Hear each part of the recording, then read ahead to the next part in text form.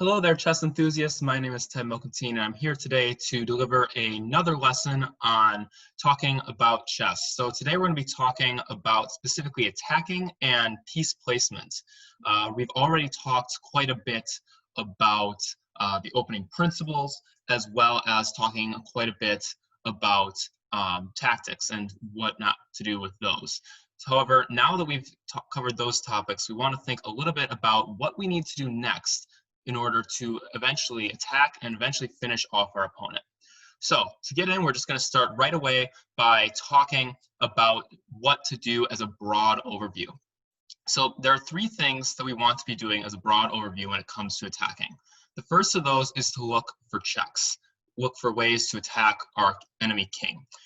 The reason for that is because if you check your opponent, then they have to respond to the check. They have to commit CPR. They have to do something that stops that threat from them taking their king.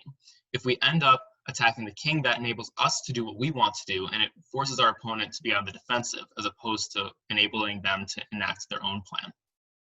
The second thing we want to be looking for is captures.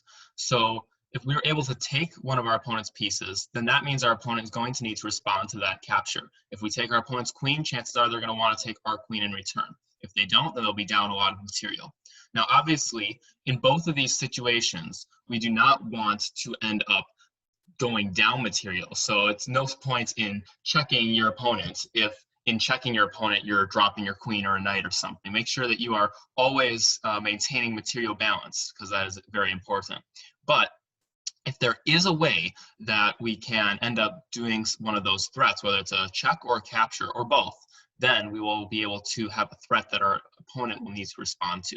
And then, of course, the final thing is just other generic threats. If we threaten to checkmate our opponent, if we threaten to capture a piece, then our opponent needs to move their king out of the way. They need to move that piece so that then they can end up not having that happen to them.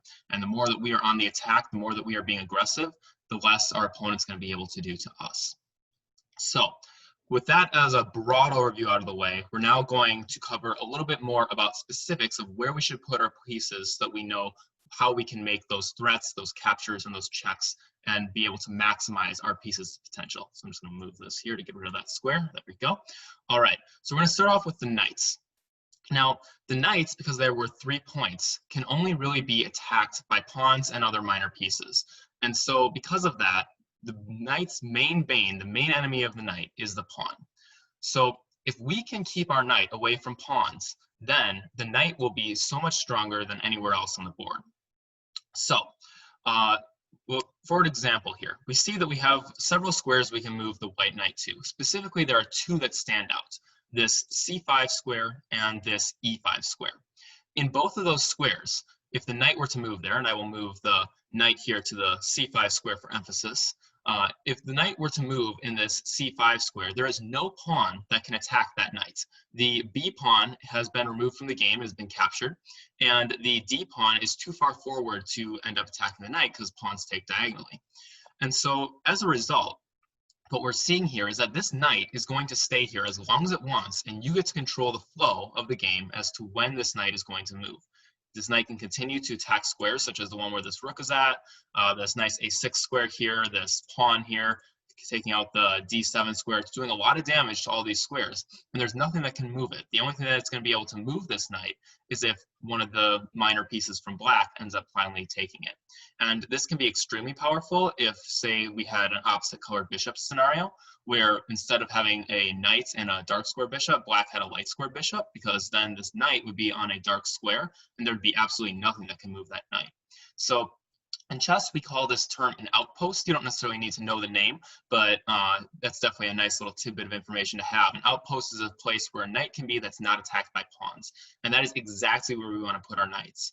Anywhere that it is able to attack a bunch of squares and then not be attacked. So again, similarly, e5 would also be considered an outpost. Again, it's attacking a lot of these key squares here. But the one thing to note is that in this position, black would be able to take the knight with his bishop here. So just something to note there, but e5 would also be a very good outpost. Now contrast that with black's knight over here.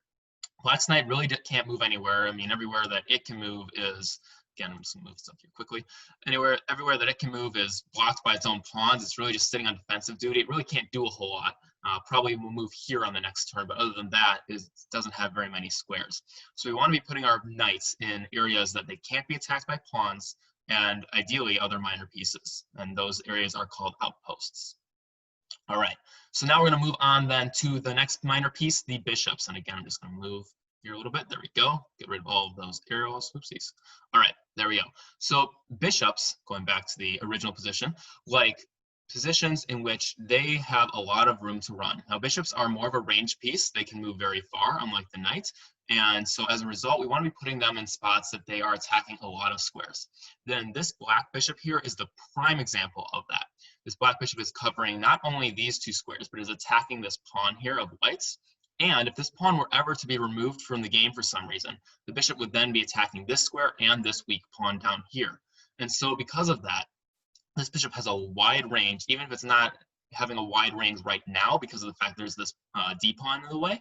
It has a lot of area that it could potentially cover. Additionally, if we wanted to, we could move the bishop out here to this h6 square, and then would have all of these squares as well. And as we see, this bishop is doing a lot of damage. One thing to keep in mind, especially when it comes to higher levels of chess, is it's not necessarily always about what pieces your pieces are attacking, but what squares your pieces are controlling. So even though this bishop is not actually attacking anything right now, it is doing a lot of damage because it's preventing white's rook from going to c1 or its queen from going to d2 or anything else that they might want to end up doing. Now, this doesn't mean that you should just be moving your pieces to random squares to take control of other random squares, but it does mean that just because a piece isn't attacking something doesn't necessarily mean it's totally useless. All right, so that was the bishop. Next, we're going to go through the rook. So for the rook, rooks are, again, another one of those ranged pieces. They like to be kind of in the back lines, but then also something that can hit and run at something as well. And because rooks move horizontally and vertically, we want to put them on what we call open or half open files. Now, an open file is a file in which there are no pawns on it. In this position, there are no open files. All the files have at least one pawn on it, so therefore there are no open files. But there are many half open files. Those would include the F file over here, because black has no pawn, the E file, because white has no pawn, the C file, because again, white has no pawn there, the B file, because there's no black pawn, and the A file, because there's no white pawn. So all those files would be open files, and as a result, if you have no pawn on that file, you are going to be the one that's going to want to be putting rooks there. So one thing white could do would be to move their rook potentially to the A1 square, attacking this weak A7 pawn, because now black needs to have something there that is constantly defending that pawn, and the rook is sitting there just happily attacking it.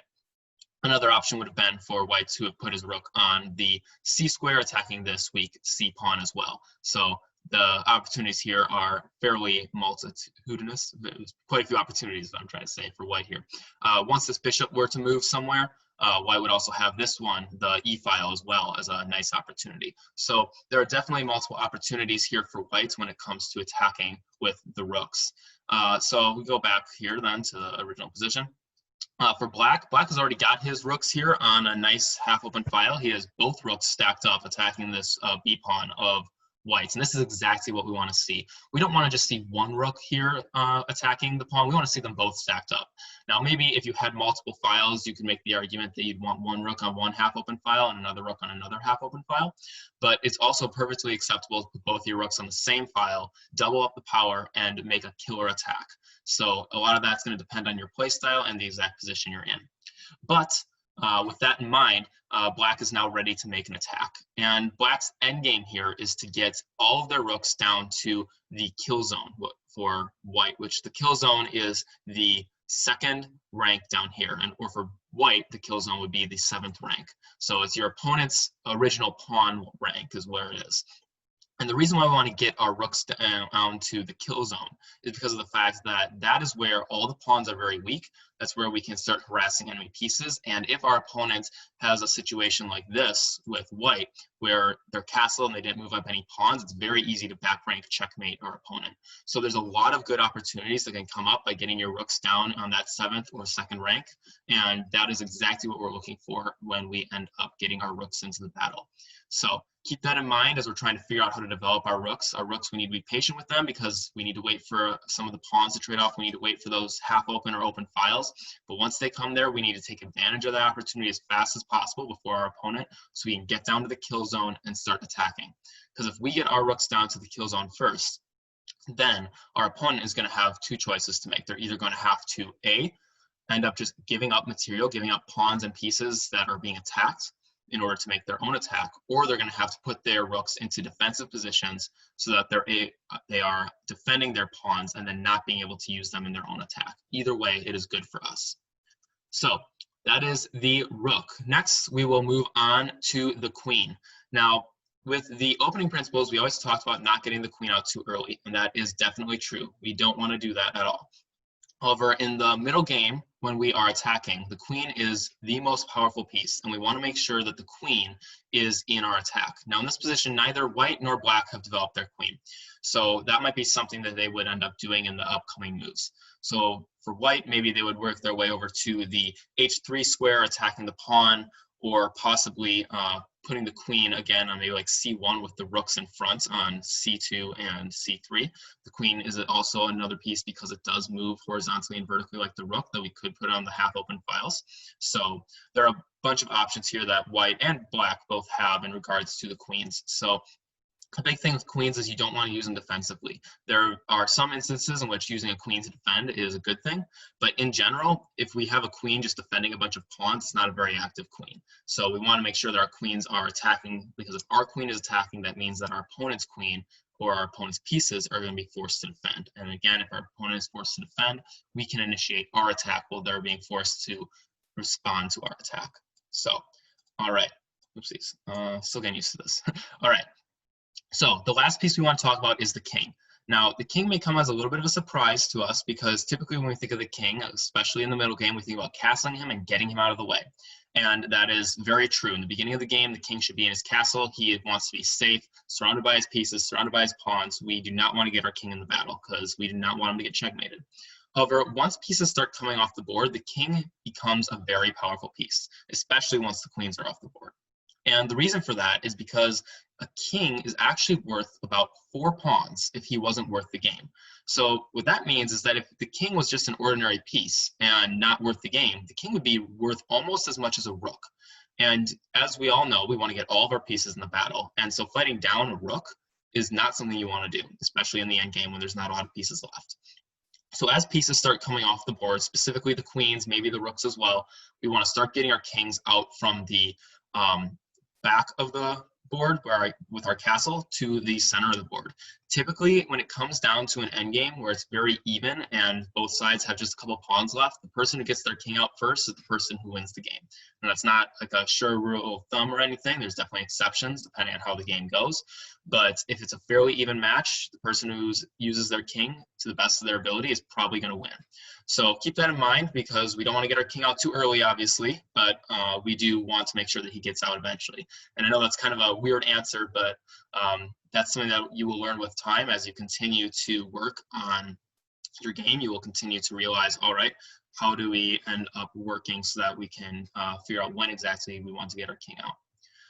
So with that in mind, we've talked about all of the pieces. The few things I want to leave you with before we end up heading out for today and doing some practice puzzles or whatever you guys have planned next.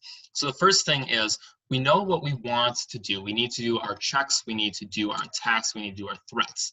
But sometimes it can be hard to figure out what specifically are those checks, threats, and captures, what should they be focusing on? And whenever you're in doubt, the answer is to look at our opponent's pawn structure. Now remember, pawns are not pieces, but they do control the flow of the game. And there are always going to be strengths and weaknesses in anyone's pawn structure. So a strong pawn is a pawn that is defended by other pawns. So we look at the position here. Black has 2 very strong pawns. He's got one here on d5 and one here on g6.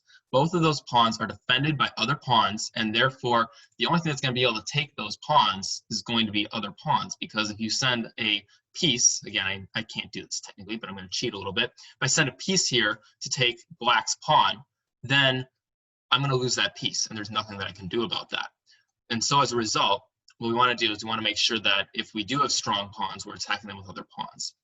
So typically when we're focused on attacking our opponent's position, we're not going to target the strong pawns. You don't target the strongest ones there. You target the weak pawns, the supporting pawns, pawns that are supporting that pawn. So for example, if we go back to our d5 pawn, we see that the c6 pawn and the e6 pawn are defending that d5 pawn, but those pawns have nothing defending them. These pawns are weak pawns. A weak pawn is any pawn that is not defended by another pawn or has the potential to be defended by another pawn. So if we look at the pawns here by White's castle, the f2 pawn, the g2 pawn, and the h2 pawn, none of those pawns are defended by any other pawns, but they can be if they were under attack. So these are not weak pawns. But the e pawn over here, Black's e6 pawn and Black's c6 pawn, are both very weak because they have no ability to be defended by other pawns. Some other weak pawns on the board then would be White's d4 pawn, White's b3 pawn, White's b2 pawn, and Black's a7 pawn. All of those pawns are weak, and there is nothing that they're going to be able to do to defend those pawns with another pawn. So those are going to be the targets on the board. Those are the things that White and Black are going to be trying to take, because if you can take your opponent's weak pawns, you'll either make more weak pawns or you'll open a position that will create more weaknesses. So with that in mind, if let's say it was White's move here, White has several options of things they can do. They can perhaps bring their, pawn there, bring their bishop here to the g4 square, attacking this weak pawn. And now the Black is going to be forced to defend it in some way. Additionally, the knights could head to the c5 square, that nice outpost we talked about, which is still attacking that e6 pawn, or instead, White would also have the option to possibly bring his knight to the f4 square to attack the pawn. Either one is good. Once again, we have the rook that we talked about earlier on that half-open file, and that is another way to attack the pawn. And what I hope you guys can see from this is that all of the pieces, I'm going to bring the knight back to the outpost here, but all these pieces that we had originally talked about having specific purposes, all these purposes are coming together for the single purpose of attacking the weak pawn. We see that the knight is on his outpost, the rook is on his half-open file, the bishop has all of these squares that the bishop can focus on. If we look along here, see if I can do this here. No, it's not, my computer's not liking me, but there we go. All right, on that diagonal there. So all these pieces that we talked about having those specific purposes, they all have those purposes aimed for one goal, and that goal is to attack that e6 pawn. Now, you could target any of the weak pawns in this position, and you could have a similar idea. But this is the big moment we've been leading up to. This is the whole purpose of moving your pieces to better positions. It's not necessarily just to take control of squares. It's not just to capture your opponent's pieces. It's to find the weaknesses in your opponent's position and then to exploit them. And that is something that everyone is going to continue to learn with. I still struggle with after how many years of chess, but it's something that you are going to continue to learn how to do. And once you can learn how to identify and attack your opponent's weaknesses, you're going to become a much stronger chess player. So with that, I'm going to be signing off here. I thank you for your time and listening to this lesson, and I hope that you guys have a lot of success in your future games and bringing your pieces to attack your opponent's weaknesses. We will see you soon. All right, bye now.